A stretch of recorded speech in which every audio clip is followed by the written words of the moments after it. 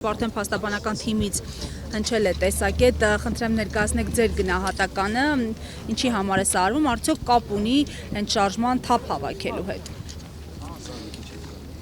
Կարծում եմ ավելի քան ակնհայտ է եւ իմ անձնական կարծիքը հայտնեմ, որ շարժումը բավականին թափ է հավաքել եւ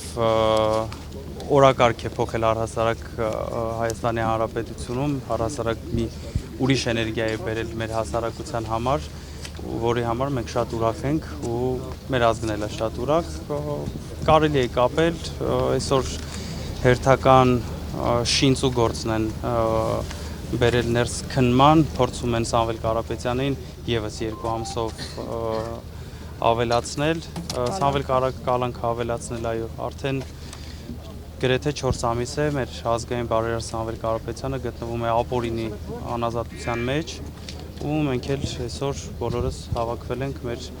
խոսքը բարձրացնելու, պահանջելու արդարություն, պահանջելու արդար դատավարություն։ Պարոն Ալեքսանյան, հաշվի առնելով օրինաչափությունը, որ սովորաբար իշխանությունները